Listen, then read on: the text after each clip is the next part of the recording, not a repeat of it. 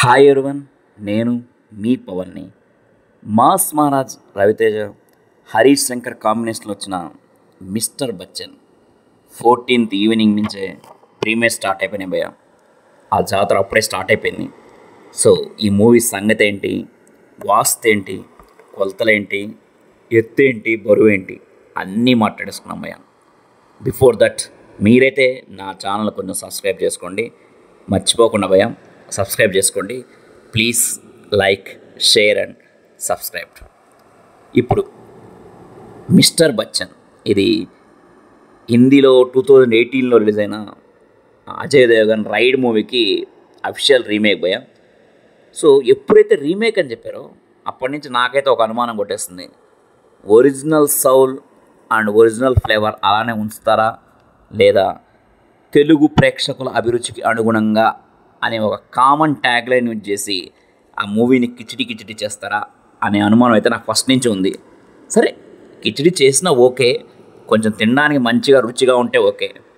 కానీ ఇప్పుడు నేను ఈ మూవీ విషయంలో ఏదైతే అనుమానించినా అదే అయింది భయ. ఆ కిచిడి చేశారు, కిచిడి చేశారు, కానీ అది అంత రుచిగా అయితే అనిపించలేదు.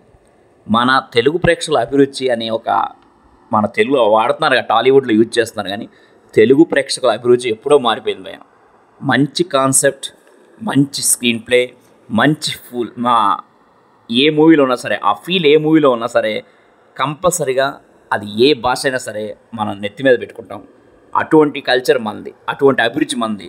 కానీ ఈ రీమేక్ చేసేడు మాత్రం మన వాళ్ళు ఆ రెగ్యులర్ ట్యాగ్ లైన్ చేస్తున్నారు, తెలుగు ప్రేక్షకుల అభిరుచికి అనుగుణంగా. ఏంటి తెలుగు ప్రేక్షకుల అభిరుచి?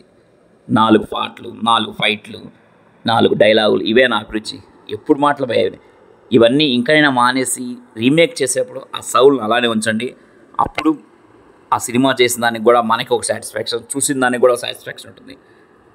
సో ట్రెండ్ అయితే మారింది కంపల్సరీగా, దానికి అనుగుణంగా ఈ మూవీస్ కూడా రావాలి. ఇక్కడ హిందీ ఒరిజినల్ వర్షన్ జనరల్గా నాకు టైమింగ్ ప్రకారం చూస్తే 1 hour 55 minutes ఉంది భయ. కానీ మన mister Bachchan version 2 hours 40 minutes ఉంది టైం. అంటే ఆల్మోస్ట్ 45 minutes యాడ్ చేశారు. ఏ అద్భుతాలు చేశారు ఈ 45 minutes అనేది ఒకసారి చూద్దాం. మెయిన్గా నాకు ఈ రివ్యూ చెప్పాలంటే కొంచెం బాధగానే ఉంది. ఎందుకంటే రెవెన్యూ సినిమా బాగలేదు అని చెప్పాలంటే అక్కడ కొంచెం ఆలోచించాలి. కానీ తప్పదు, ఎందుకంటే ఉన్న పరిస్థితి బట్టి, సినిమా చూసిన పరిస్థితి బట్టి కంపల్సరీగా చెప్పాల్సి వస్తుంది. నాకైతే పర్సనల్గా అయితే నచ్చలేదు భయ్య.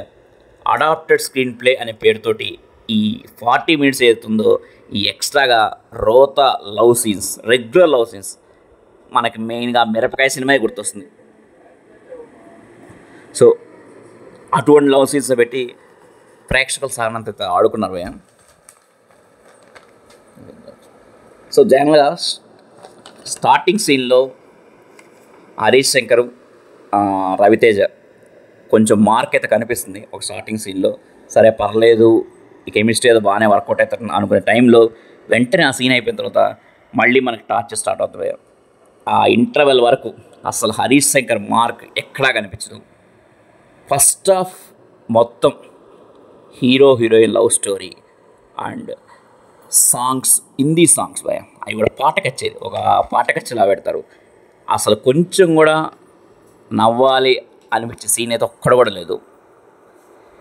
సో కామెడీ సీన్స్తో ఫస్ట్ హాఫ్ మొత్తం నడిపేస్తాడు, కానీ ఆ కామెడీకి అయితే మనకి నవ్వు రాదు. ఇంటర్వెల్లో మెయిన్ ప్లే స్టార్ట్ అవుతుంది, అమ్మాయి అనుకుంటాం, కానీ సెకండ్ హాఫ్లో కూడా మళ్ళీ అదే తంతు, అదే కామెడీ సీన్స్, అదే నవ్వురాని కామెడీ సీన్స్, ఒక పవర్ఫుల్ డైలాగ్, ఒక యాక్షన్ సీన్, ఒక పాట, ఇదే భయం. ఆ మొత్తం ఫార్మేట్ అంటే ఇదే ఉంటుంది. అదే తెలుగు ప్రేక్షకుల అభిరుచికి అనుగుణంగా ఈ ఫార్మేట్ ఉంటుందని డైరెక్టర్స్ అయితే కవర్ ఇస్తారు.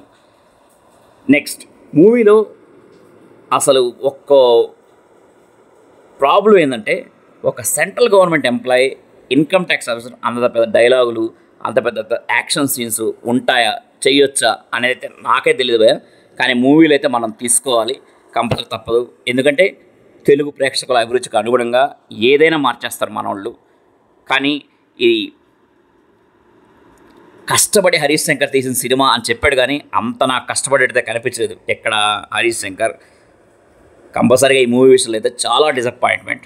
ఇక ఈ మూవీలో ప్లస్ పాయింట్స్ గురించి చెప్పాలంటే అన్డౌటెడ్లీ మన రవణ యాక్షన్, ఆ ఎనర్జీ లెవెల్స్ అయితే అలానే ఉన్నాయి. మిరపకాయ సినిమాలో రవణ చూస్తే ఎలా ఉందో సేమ్ ఈ మూవీలో కూడా అదే లెవెల్లో చేశాడు. ఈవెన్ లవ్ సీన్స్లో కానీ, హీరోయిన్ టీచ్ చేసే సీన్స్లో కానీ రవణ అయితే అల్టిమేట్ బాగానే చేశాడు. అండ్ మన హీరోయిన్ భాగ్యశ్రీ కూడా తన బ్యూటిఫుల్ లుక్స్ తోటి అండ్ రొమాంటిక్ వేలో అండ్ డ్యాన్స్ స్టెప్స్ కూడా అదరగొట్టింది. రవణ ఎనర్జీతో పోటీగా డ్యాన్స్ స్టెప్స్ కూడా బాగానే వేసింది తను. అండ్ సత్య కామెడీ కొంచెం అక్కడక్కడ పేలింది. ఏదన్నా మనకి కొంచెం రిలాక్స్ అనిపించిందంటే సత్య కామెడీ, అక్కడక్కడ సత్య కామెడీ. మిక్కీ జయన్ మ్యూజిక్ కూడా ఓకే, సాంగ్స్ బాగున్నాయి కానీ ఆ ప్లేస్మెంట్ మాత్రం అంత బాగాలేదు భయం. వచ్చే సాంగ్స్ ప్లేస్మెంట్ కానీ, సాంగ్స్ కానీ, బ్యాక్గ్రౌండ్ స్కోర్ కానీ బాగానే ఉంది. నెక్స్ట్ మిగతా కమెడియన్స్ ఉన్నారు కానీ ఉన్నారంటే ఉన్నారంతే, వాళ్ళు పెద్ద మనకు మార్కెట్ చూపించడం లేదు మూవీలో. సత్య ఒక్కడే కొంచెం పర్లేదు అనిపిస్తుంది. ఇంకో విషయం, ఒక సూపర్ యంగ్ హీరో భయ, ఒక super young hero cameo scene ఉంది. ఆ సీన్ మాత్రం మనకి ఒక బూస్టప్ ఇస్తుంది. మన ముచ్చన్ జగ్గయ్య, అదే మన జవద్ బాబు రొటీన్ విల్లిజం, సరే ఆయన తెలిసిన విల్లిజమే బాగానే చేశాడు, బట్ అది మనకు రొటీన్గానే అనిపిస్తుంది. ఇక నెగిటివ్స్కి వస్తే ఫస్ట్ హాఫ్లో అనవసరమైన లవ్ సీన్స్ తోటి బాగా ట్రాక్ చేశారు, బాగా సాగదీశారు. కొన్ని సీన్స్ బాగా ఓవర్లౌడ్గా అనిపిస్తాయి. సాంగ్స్ బాగున్నా అదే చెప్పినట్టు మరి ప్లేస్మెంట్ అయితే అంత బాగాలేదు. ఇప్పుడు అవసరమా ఈ సాంగ్ అనే ఫీల్ అయితే వస్తుంది మనకి. ఆ రైడ్కి కావాల్సిన సెటప్ అయితే కరెక్ట్గా సెట్ చేసుకోవాలనిపించింది. ఈవెన్ అది రీమేక్ అయినా సరే ఎందుకో ఆ సెటప్ మాత్రం కరెక్ట్గా చేయలేదు అనిపించింది, కొంచెం ఆర్టిఫిషియల్గా అనిపిస్తుంది. హరీష్ శంకర్ ఇంకా కొంచెం ఈ విషయంలో తన టాలెంట్ మొత్తం చూపించాల్సి వచ్చేది, కానీ ఎందుకో అంత చూపించలేదు. సీన్స్ కూడా అవుట్డేట్గా అనిపిస్తున్నాయి. ఫైనల్గా రవణ మీద అభిమానంతో ఒకసారి ఈ మూవీ చూడాలనుకుంటే చూడొచ్చు, బట్ అంత కంపల్సరీగా చూడాల్సిన మూవీ అయితే కాదు. దేనైతే కంపల్సరీ అని చెప్పను, బట్ మనల్ని రవణ మీద అభిమానంతో ఈ మూవీ వైపు తీసుకెళ్తే మాత్రం మనం ఏం చేయలేం, కంపల్సరీ చూడాల్సిందే. సో ఈ మూవీ గురించి బ్రీఫ్లీ ఇదే భయం. This is Pawan signing of.